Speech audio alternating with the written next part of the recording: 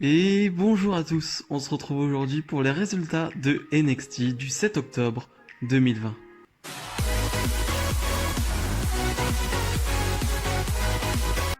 Et on débute avec Kushida face à Tommaso Ciampa, les deux qui se sont affrontés en backstage, voilà, ils se sont frappés en backstage, et William Regal a décidé du coup d'en faire un match et d'ouvrir le show avec ce match. La première partie du match avec le gros temps mort, avec la domination de Ciampa, plus la pub qui suit, bon, elle fait un peu de mal. Elle fait un peu de mal au match parce que la suite est vraiment super. Mais avec ce début de match, ça fait que ça reste un match bon, mais sans plus. Vraiment, plus la fin de match. Mais voilà, sinon, on retrouve l'agressivité de Kushida, on retrouve pareil l'agressivité de Tommaso Ciampa depuis qu'il est passé heel. Donc voilà, ça fonctionne très bien, mais tu vois, t'as presque l'impression d'avoir un combat heel contre heel, tellement les deux sont violents et sont brutals l'un envers l'autre en fait. Parce que Kushida, c'est un peu son nouveau rôle, on va dire, d'être face mais plus agressif. Donc, mais bon, ça fonctionne très bien. Mais on a une fin à laquelle je m'attendais. On va avoir Velveteen Dream qui va faire une intervention et qui va coûter le match à Kushida en attaquant Kushida.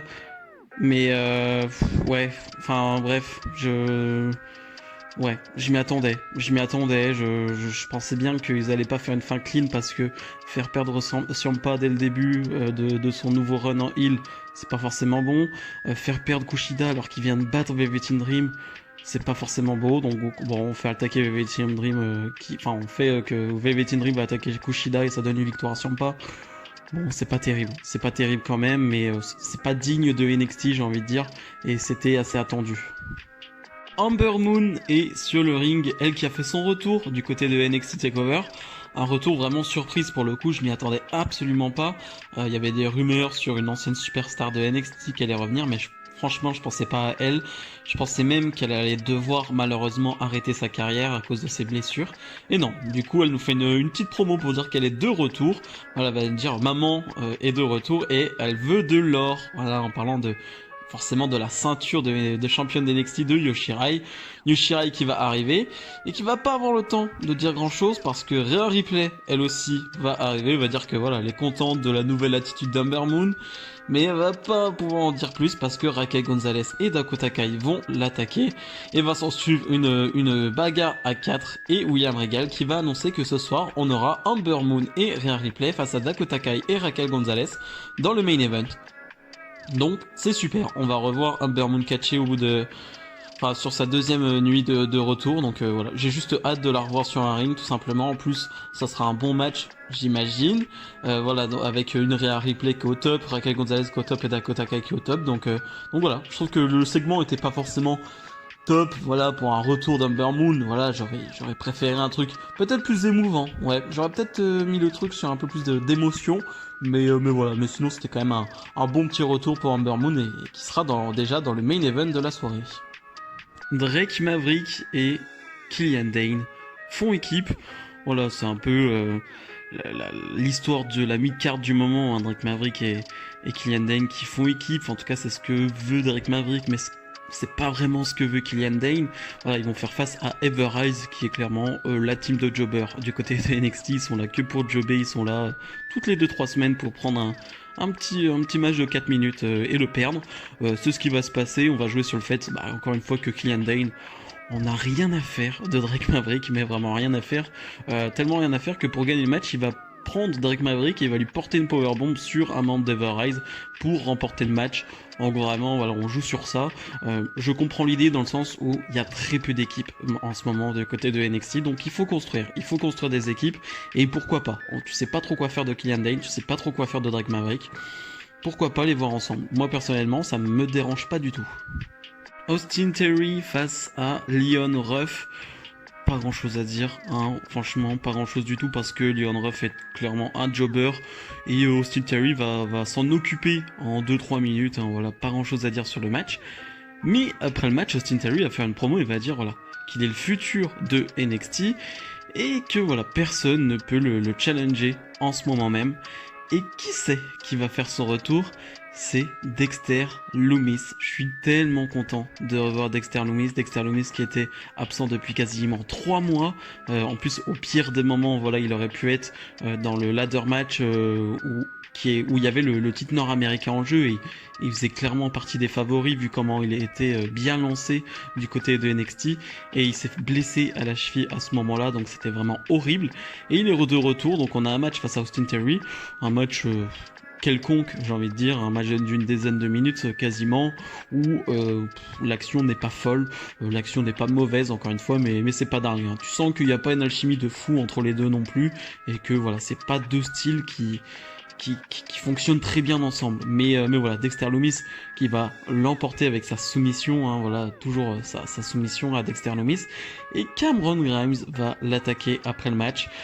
Voilà, c'est un tout, il y a beaucoup de choses à dire, il y a le retour de Dexter Lumis, il y a Cameron Grimes qui attaque, il y a Austin Theory qui perd encore une fois un match, mais on a l'habitude, hein, il perd quasiment tous ses matchs. Donc voilà, beaucoup de choses, on va partir sur un Cameron Grimes, Dexter Lumis, j'imagine, dans une chute de mid-card. Pourquoi pas, mais dans tous les cas, moi je suis très heureux de revoir Dexter Lumis. C'était un personnage que j'appréciais énormément et qui était vraiment bien mis en place du côté de NXT, donc hâte de le revoir catcher, et puis même ce segment était super. Ridge Holland face à Danny Burch. J'ai même pas envie de parler du match, du fait que Oney Lorcan va après le match venir aider, on va dire, Danny Burch, parce que Ridge Holland va gagner, va frapper encore et encore Danny Burch. Je vais plutôt parler de l'après-match, de la suite, parce que je pense que vous l'avez vu, Oney Lorcan a voulu sauter sur Ridge Holland. Ridge Holland normalement était censé le récupérer en plein vol. Et quand il l'a récupéré, il s'est fait mal à la jambe. Alors on sait pas trop si c'est grave, on sait pas trop si c'est une fracture, voilà, on sait pas trop la gravité de la blessure. Ce qui est sûr, c'est qu'il est blessé. Voilà, ça s'est vu de toute façon dès le moment où Oney Lorcan fait son springboard et qu'il est censé le rattraper. Tu vois que voilà, il le tient, mais il tombe parce qu'il y a sa jambe qui tient pas en fait, tout simplement. Donc voilà, c'est triste image, vraiment triste image. Surtout, je parlais de pire moment pour la blessure de Dexter Lumis la dernière fois, mais là c'est encore pire. Ridge Holland, voilà, il avait attaqué Adam Cole. On était intrigué par le fait, voilà, qu'il a attaqué Adam Cole. On voulait voir la suite. Et là, il se blesse comme ça. Alors, j'espère que c'est pas grave. Encore une fois, j'espère que ça ne sera pas trop long. Mais ça arrive quand même au pire des moments. Donc voilà, on lui souhaite un bon rétablissement. On espère surtout que ce sera pas si grave que ça, parce que vraiment, c'est horrible. C'est vraiment une blessure horrible comme ça lors d'un show. C'est tout ce qu'on n'aime pas voir. Xia Li face à Shotzi Blackheart. Encore une fois, un match très court où il y a très peu de choses à dire. Encore une fois, c'est l'aftermatch qui est plus intéressant.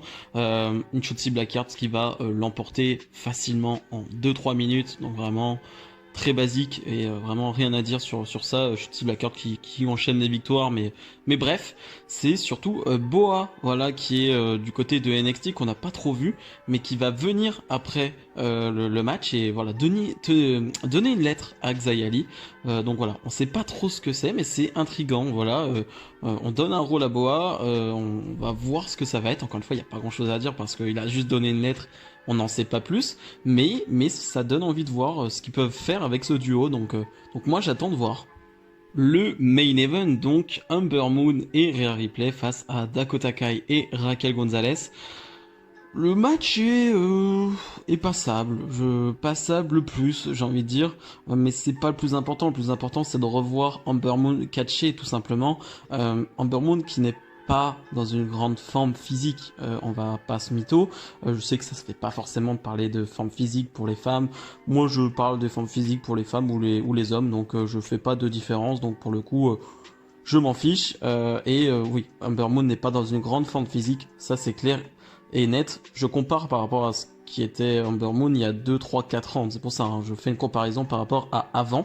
Donc voilà, donc rien que ça, bon, c'est compréhensible, elle a pas catché depuis un moment, c'est tout à fait logique et j'ai pas de problème là-dessus. Et pendant le match, je me suis dit, c'est vrai que j'ai plus la mémoire sur l'arsenal de prise d'Ember Moon, tellement ça fait longtemps que je l'ai pas vu catcher, que je l'ai pas vu dans de vrais matchs compétitifs. Et donc du coup, c'était un plaisir tout simplement de la revoir faire des prises, des coups, même si il y a un petit botch en fin de match où elle veut porter une sorte de pop-up powerbomb à la Kevin Owens. Et on n'est pas loin du drame, là aussi, avec une Dakota Kai qui va mal retomber. C'était un peu chaud, mais voilà, c'était quand même un plaisir de revoir Ember Moon tout simplement.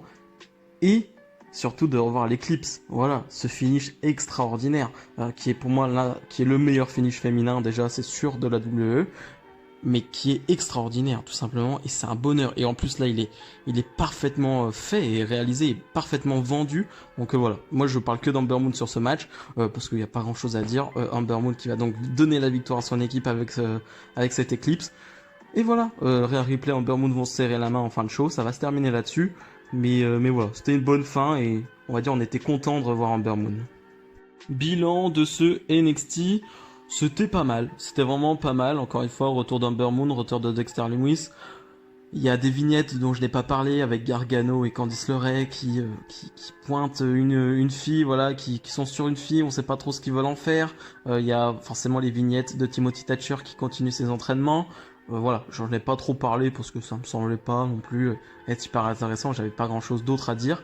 Mais voilà, c'est un NXT passable encore une fois, qui est pas extraordinaire, qui n'est pas nul. Voilà, c'est entre les deux, donc moi ça va. J'ai pris un peu de plaisir, mais c'était pas la folie non plus. Faut pas se mentir. Si vous avez aimé cette vidéo, comme d'habitude, n'hésitez pas à mettre le petit pouce bleu et à vous abonner. Nous on se retrouve dès samedi pour la review de SmackDown. Salut, salut!